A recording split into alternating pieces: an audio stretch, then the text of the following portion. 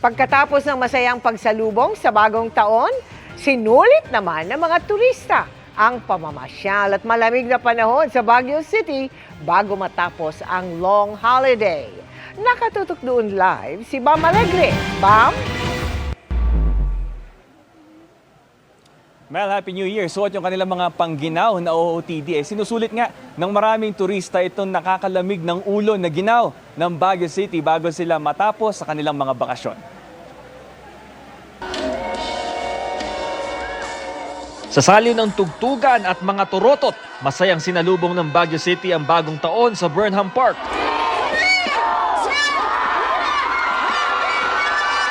Ang inabangang mga paputok ng lungsod, makukulay at pasabog sa pagpapagilas. Sa kabila ng masayang selebrasyon kagabi, may vandalismo na namonitor ang mga pulis sa palibot ng Burnham Park kinaumagahan. Kasabay ng community fireworks display kagabi, tila pinagtripan itong signage na ito na kung titignan ninyo, ito'y tad-tad ng bala. Ito'y iniimbestigahan pa ng pulisya sa ngayon. Sa kabila nito, generally peaceful ang pagdiriwang ng bagong taon sa Baguio ayon sa pulisya. Mahigpit na ipinatupad ang ordinansa laban sa pagtitinda at paggamit ng mga paputok. Sa huling linggo ng Disyembre, mahigit 9,600 na mga paputok ang nakumpiska ng Baguio City Police Office. Kaninang umaga, umabot hanggang 15.6 degrees Celsius ang temperatura sa Baguio City. Maraming turista ang sinulit ang lamig ng lungsod tulad ni Bri Abadiano na taga Palawan pa. Kasi sa amin ay mainit, so hindi ko laging nararanasan na ganito yung weather. So kahit malamig, sinusulit namin sa pamamasyal dito. Diba? Yung fur baby mo? Feeling ko nag-enjoy naman siya. Anong name niya? Nagigising niya lang, Snow. Pangginawan talaga. Sinusulit yung lamig kasi siyempre alam naman natin pagbalik sa Metro Manila, iba na yung temperatura. So most likely, enjoy natin yung lamig ngayon dito sa Baguio habang nandito pa tayo. Maagang nagsigising ang mga turista para pumasyal sa ilang tourist attraction tulad ng Children's Park. Pero may ilang sarado naman para sa New Year holiday tulad sa Baguio Botanical Garden. First time, so grabing favor ng Panginoon na abot kami rito. At kaso lang, sarado. Kaya medyo hindi masyadong nasulit.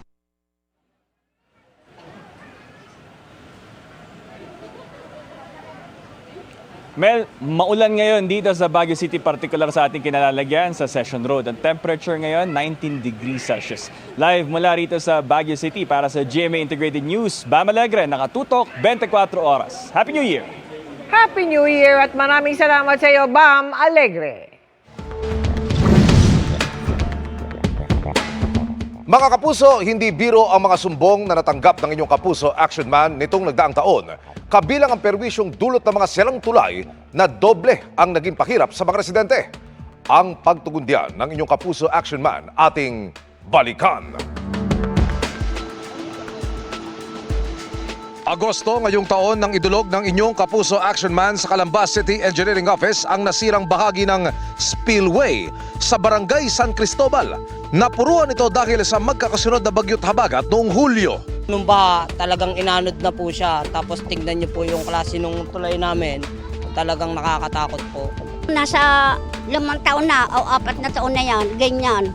Ngayon kada masisira, ginagawa lang ng paraan para kami makatawid. Gawa po ng mga estudyante namin. Nakakaawa naman po pang di makakapasok. Para makaraan, pansamantalang naglagay ng kawayan at pinagpatong-patong na sandbag ang ilang residente. Kumbaga sa lagnat, first aid lang yan para makatawid.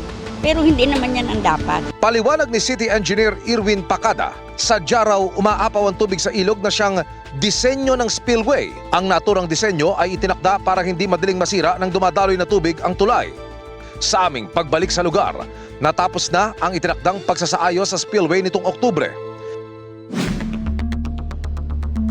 Isa lang ito sa mga reklamong inaksyonan ng inyong kapuso Action Man ngayong taon. Gaya na lang ng idinulog noong pang-Mayo ng nakaraang taon na inilapit namin sa General Trias Cavite City Engineering Office. Ang problema sa kawalan ng alternatibong tawiran sa isang bahagi ng Antero-Soriano Highway.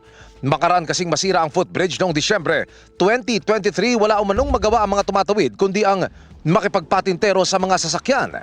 Nakakatakot pong tumawid dito kasi lalo na't napakarami pong sasakyan. Konting pagkakamali mo sa pagtawid, buhay mo talaga yung kapalit niyan. Napakadami pong sasakyan, kailangan po talagang mabantayan po ang mga tatawid kasi yung iba po sana sobrang nagmamadali na didisgrasya po.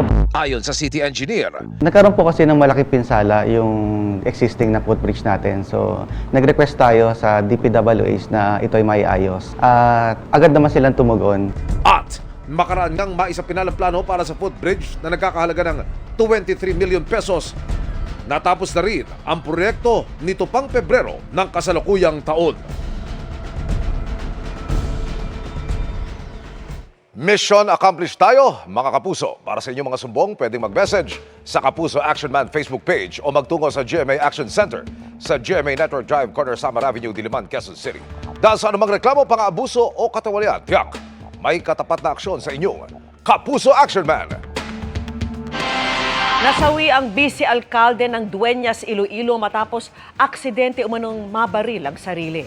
Tinutukan yan ni John Sala ng GMA Regional TV.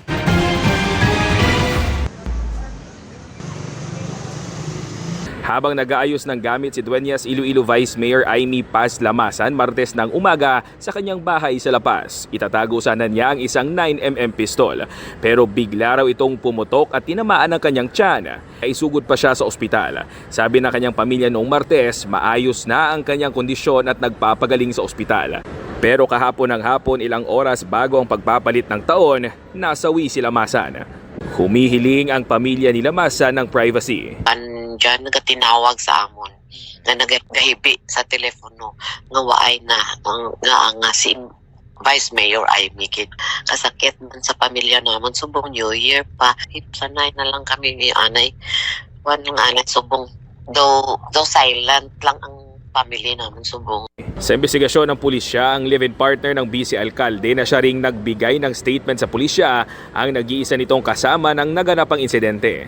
Nais siyang isailalim ng pulisya sa paraffin test. Partner po ni Vice Subong na padalhan ta sa request for paraffin test. Ano ko na sa mga ground ka Subong. Hindi raw isinasantabi ng pulisya ang posibilidad na may iba pang anggulo bukod sa accidental firing. As of now, ang accidental firing ang isa sa mga dako nga ginatutukan no sa bahin sang kapulisan. But as we are saying, nga sige pa man i-follow up naton. So in case nga may mga ebidensya nga mag-surface, otherwise nga makonsider kita sa iban nga anggulo, sige pa man kay padayon pa ning pag-imbestigar naton. Hinihintay pa ng La Paz PNP ang resulta ng ballistic examination sa 9mm pistol. Hinihintay rin ang kumpirmasyon ng Regional Civil Security Unit kung ang vice alkalde ang nagmamay-ari ng baril. Si Dueñas Mayor Robert Martin Pama nag-abot ng pakikiramay sa pamilya Lamasan sa pagkamatay ng vice alkalde na itinuturing ani ang kapatid. Sinusubukan naming kunan ng pahayag ang live-in partner ng Vice Mayor na nagtatrabaho sa LTO Central Office at dating OCD Regional Director sa Eastern Visayas.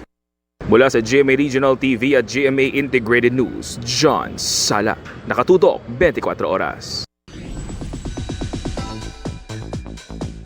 New Year, kaya may new and exciting offerings. Kaabang-abang na nga ang lineup ng mga bagong shows sa Kapuso Network this 2026.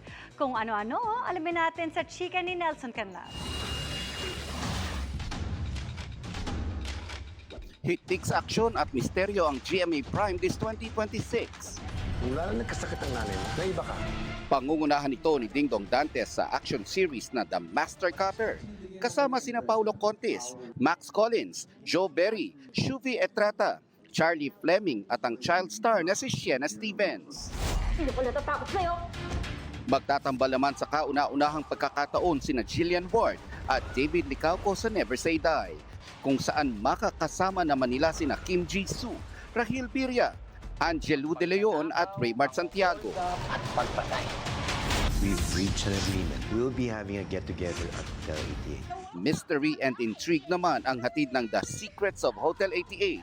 Tampok ang mga bituin ng Pinoy Big Brother Celebrity Collab Edition na sina Mika Salamanca, Brent Manalo, AC Martinez, Ralph De Leon, River Joseph, Clarice De Guzman, Esnir, Cyriel Manabat, Josh Ford, Kira Ballinger, Dustin Yu, Bianca De Vera at Will Ashley. Welcome to Hotel 88. Kasama rin sa GMA Prime lineup ang Code Gray na pangungunahan ni Asia's multimedia star Alden Richards. Hari ng Tondo with primetime action hero Ruru Madrid, ang Firewall CODE at Whispers from Heaven. Tuloy-tuloy pa rin ang matitinding eksena sa Encantadia Chronicles Sangre. Sa GMA Afternoon Prime naman, mas intense ang mga drama ngayong 2026, tulad ni Beauty Gonzalez at Chris Bernal sa House of Lies. Ikaw yung gusto kong makasama sa mga araw na ganito. Kasama sina Martin Del Rosario at Mike Tan. Salamat po sa inyong lahat. Abot ako hanggang dulo. Music and rivalry ang tema ng Born to Shine na pagbibidahan ni Zephanie, Olive May at Michael Sager. Kahit ano pang gawin niya sa akin ka lang. Psychological thriller naman ang Apoy sa Dugo, starring El Villanueva, Derek Monasterio at Ashley Ortega. Isasara ang afternoon prime ng A Mother's Tale. Sa entertainment at comedy, mas mapapalapit sa tao ang tawanan sa The Bubay and Tekla Show on the Go. Tampok din ang The People Have Spoken at magbabalik ang The Voice Kids. At Stars on the Floor. Abangan ang ating world-class Kapuso Films. Sa pelikula, mas pinatatagpa ng GMA Network ang Filipino storytelling. Tatay ko si Reynaldo Momay, ang 58th victim of the Maguindanao Massacre.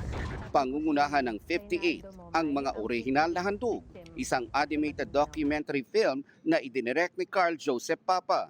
Kasunod ang Ella Arcangel, na animated film adaptation naman mula sa comics ni Julius Villanueva at idinirect ni Mervin Malonzo. Darating din ang horror film na Huwag Kang Titingin na pangungunahan ni na Sofia Pablo, Allen Ansay at Marco Massa. Nelson Canlas updated sa Showbiz Happenings.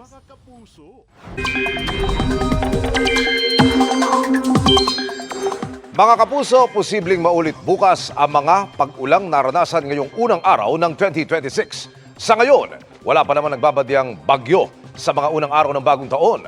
Ang mga pag-ulan sa bansa ay dahil pa rin sa tatlong weather systems kasama ang shear line, amihan at easterlies. Base sa datos ng Metro Weather, umaga pa lamang bukas may mga pag-ulan na sa ilang bahagi ng Cagayan Valley, Central Luzon, Mimaropa, Bicol Region, pati sa ilang probinsya sa Visayas at Mindanao. Mas magiging malawakan na ang pag-ulan sa hapon at bandang gabi. Kasama na rito ang halos buong bansa at may matitinding buhos ng ulan na pwedeng magpabaha o magdulot ng landslide. Sa Metro Manila, may tsansa ring makaranas ulit ng pag-ulan at thunderstorms bukas, kaya patuloy na mag-monitor ng advisories ng Pag-asa at magdala ng payong. Mas kaunti ang bilang ng mga naputukan sa pagsalubong sa 2026 kumpara noong mga nakalipas na taon. Ayon po yan sa Health Department. Mula sa East Avenue Medical Center, nakatutok live si Maki Pulido. Maki? Tita Mel, bumaba man yung bilang ng mga naputukan ngayong taon. Kumpara sa mga nakalipas na taon ay malayo pa rin ito sa target na zero fireworks-related injuries tuwing sinasalubong ang bagong taon. Kung sa mga nakalipas na bisperas ng bagong taon, napupuno ang emergency room ng East Avenue Medical Center ng mga biktima ng paputok, di hamak na mas tahimik kagabi. Sa buong Magdamag, 7 pasyente ang dinala rito, karamihan mga nanonood lang ng paputok. Mula noong December 24, 14 ang kabuuang bilang, mas mababa sa 29 sa parehong panahon noong nakaraang taon. Iniimbestigahan pa naman kung biktima nga ng ligaw na balang isa sa mga pasyenteng itinakbo kagabi na may tama ng bala sa kaliwang hita. Sa 14 na yun, ang pinaka-severe na nakita namin which required admission was yung naputulan ng part ng daliri. So yun lang naman. The rest are minor injuries, mga superficial injuries.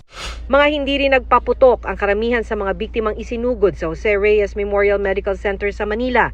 Ang isa nasa loob pa ng bahay at naputukan habang nagme-makeup. Nasa bahay lang yung pasyente, nagme-makeup daw siya, tapos may biglang pumasok na paputok. Mata po yung natamaan.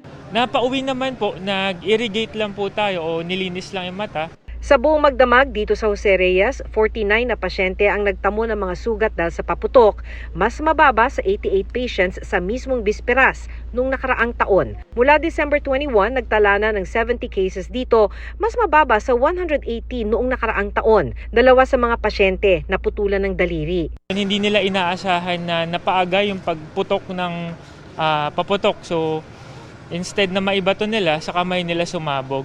Pero sa Tondo Medical Center, tumaas ang bilang ng mga naputukan. Mula 46 victims noong nakaraang taon, umakyat ito sa 70 ngayong bisperas ng 2026. Kagabi naputukan ang karamihan ng mga pasyente ngayong bagong taon. 5 sa mga biktima naputulan ng bahagi o buong daliri. Usually ang mga nabibiktima is mga bata talaga. Ang karamihan ay passive, around 61% yung passive namin. Sa buong bansa, ayon sa monitoring ng Department of Health, 235 cases ang naitala mula noong December 21. Mas mababa ito ng 42% sa naitalang 403 na kaso sa pagsalubong ng 2025. Bumaba man ang bilang ng mga naputukan, tumaas naman ng 5% ang kaso ng stroke, atake sa puso at hika kumpara noong nakaraang taon. Sakaling magkasugat dahil sa paputok, ipakita raw agad yan sa doktor. Dirty wound kasi yan, kaya baka kailangang bigyan kayo ng anti-tetanus prophylaxis. Tita Mel? Maraming salamat sa iyo, Maki Pulido. Matapos ang masayang pagsalubong sa bagong taon, mapanganib naman sa kalusugan ang naitalang kalidad ng hangin sa ilang lugar sa Metro Manila dahil sa usok na dala ng mga sinindihang paputok at pailaw. Nakatutok si Darlene Kai. Kung nagliwanag at naging makulay ang langit sa pagsalubong ng bagong taon, ganito na kinaumagahan. Balot ng smog o pinaghalong usok at hamog ang iba't ibang lugar sa Metro Manila. Sa Quezon City, halos matakpan na ng smog ang ilang gusali. Malabo ang paligid. Tulad sa kuha ng isang motorista sa Commonwealth Avenue kaninang alas 9 ng umaga. Batay sa monitoring ng Environmental Management Bureau ng DNR sa kalidad ng hangin sa Metro Manila, as of 4 p.m. umabot sa emergency level ang air quality sa North Caloocan at Makati. Acutely unhealthy naman sa Taguig. Batay yan sa PM 2.5 o particulate matter 2.5. Ito yung mas pinong piraso ng dumi o pollutant sa hangin. Batay sa guidelines ng DNR, kapag umabot na sa emergency level ang PM 2.5, dapat manatili ang mga tao sa loob ng bahay at dapat gamitin lang ang mga sasakyan kapag may emergency. PM10 naman yung coarse dust. Unhealthy for sensitive groups ang PM10 level sa Marikina. Halos pareho ang datos na nakuha ng Swiss research firm na IQ Air. Umabot sa mapanganib na level ang hangin sa ilang lugar sa Metro Manila tulad sa Taguig kaninang alas 7 ng umaga. Very unhealthy o lubhang nakasasama sa kalusugan ang hangin kanina sa Pasay City. Bukod sa Metro Manila, naobserbahan din ng Pag-asa sa kanilang field stations ang smog sa Central Luzon. Pero posible raw yang mawala bago matapos ang araw, lalo kung umambon o umulan. So marami po tayong emission po ng mga particulate matters na galing po sa mga paputok, and also yung mga usok na ito po yung nagkukos bakit medyo nagkakaroon po ng reduction sa visibility sa ilang bahagi po ng ating bansa. Maaari po sila maka-experience sa mga light rains na possible po na mag-wash out doon sa mga areas po na medyo mataas yung concentration ng air pollutants. Paalala ng Department of Health, seryosong banta sa kalusugan ng maaaring idulot ng paglanghap ng particles sa hangin o alikabok. Pag ito kasi pumasok sa ating baga, pwedeng pumunta yan doon sa kalalim-laliman ng ating baga at manatili doon. At pag nangyari doon, nagkakaroon ng irritation, may mga pag-aaral pa nga na nagsasabi na maaaring tumawid ito papunta sa ating dugo. And later on, magkaroon ng problema sa ating circulatory system. Kung nasa loob ng bahay, isara muna ang mga bintana at pinto. Mainam din daw maglagay ng basang tela sa mga siwang. Kung lalabas, maiging magsuot ng face mask. Ideally, gumamit tayo ng N95 mask. Kung wala naman, kahit pong anong medical mask or mga tela na basa, pwedeng itakip natin. Sa ating pong mga kapuso na meron ng mga kondisyon sa baga, lalo na yung mga hikain o kaya yung mga may COPD, meron tayong mga tinatawag na rescue inhaler. Pero mas mainam raw na iwasang lumabas habang hindi pa gumaganda ang kalidad ng hangin, lalo ang mga senior citizen, maliliit na bata o mga may sakit. Para sa GMA Integrated News, Darlene Kai, nakatutok 24 oras. Sugatan ng isang lalaki sa Bulacan matapos tabaan ng bala sa leeg habang nagdiriwang ng bagong taon. Ang suspect, isang barangay kagawad.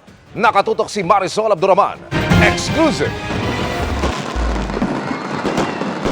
Sa gitna ng kasiyahan sa pagsalubong sa bagong taon kagabi, isang lalaki ang bigla na lamang bumagsak sa barangay Pinagbarilan, Baliwag, Bulacan. Natamaan na pala siya ng ligaw na bala. Nakaupo po siya sa ilalim ng mangga. May upuan sila doon and then siguro may kausap siya and nagse-celebrate nga po ng New Year's Eve. Tapos all of a sudden, parang bigla na lang siya bumagsak. Opo.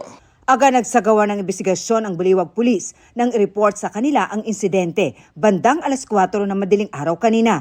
Kaya natunton ang posibleng pinanggalingan ng putok. At dahil din po doon sa trajectory ng bala na nakita natin na presumably doon galing po sa direksyon na yon kung saan yung bahay ng ating suspect. Nagulat nga raw sila nang puntahan ang lugar. Napakadami pong basyo ng fired bullets ang natagpuan po natin sa harap ng bahay nila. Yun na nga, so hindi bababa sa... Oo, hindi po bababa sa 10. Base sa investigasyon, galing sa isang 9mm at kalibre 22 na baril ang mga na-recover na basyo ng bala. Inaresto ang suspects na isang kagawad sa barangay. Isinukulong nito ang mga nasabing baril na ayon sa Baliwag Police ay parehas namang rehistrado. According to him, he just pointed yung gun niya sa sapa, yun pong irrigation canal in front of their house. Sa ilalim sa operasyon ng biktima na tinamaan sa leeg, nakausap po ang suspects na ngayon ay nasa Baliwag Police Station pero tumanggi na siya magbigay ng pahayag sa kamera. Para sa GMA Integrated News, Marisol Abduraman, nakatuto 24 oras. Sulit din ang New Year's Eve by the beach sa isla ng Boracay. At kahit naging maulan ngayong unang araw ng taon, tuloy pa rin ang pamasyal ng mga nagbabakasyon doon. Nakatutok live si Kim Salinas ng GMA Regional TV. Kim? Mel, mahigit 17 oras matapos ang pagsalubong sa bagong taon, feel na feel pa rin ang New Year vibe dito sa isla ng Boracay. Mga 2 oras bago ang pinakahihintay na New Year's countdown, napuno na ng mga tao ang White Beach sa Boracay. May mga turotot na maririnig na mas lumalakas pa habang papalapit na ang pagpapalit ng taon. Hanggang sabay-sabay na nagliwanag ang kalangitan sa nagagandahan at makukulay na fireworks display. Sobrang ganda po, sobrang saya. Magical. Sobrang daming tao. Inaabangan nila yung mga fireworks. I didn't expect that there are a lot of fireworks. Great show. Sa pagpasok ng bagong taon, marami ang in-enjoy ang mga unang oras ng 2026 sa beach parties at fire dance performances. Kinaumagahan, inulan ang isla. Sa kabila na makulimlim na panahon, may mga turista pa ring nagtampisaw sa dagat at nag-island hopping. Kahit nga makulimlim, tingnan mo yung dagat natin, maganda pa rin. Hindi rin kinalimutan ng iba ang pagpapasalamat sa Panginoon. Unang araw sa bagong taon ay si Lord yung unahin natin. Opo, kasi the rest, para siya ang mag-guide sa atin the whole year.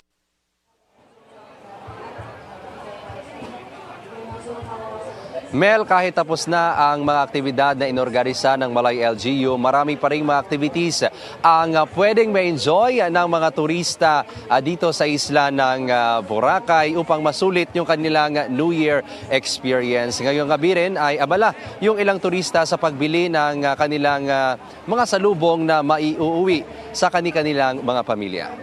Mel, Happy New Year! Happy New Year din! Maraming salamat sa iyo, Kim Salinas ng GMA Regional TV.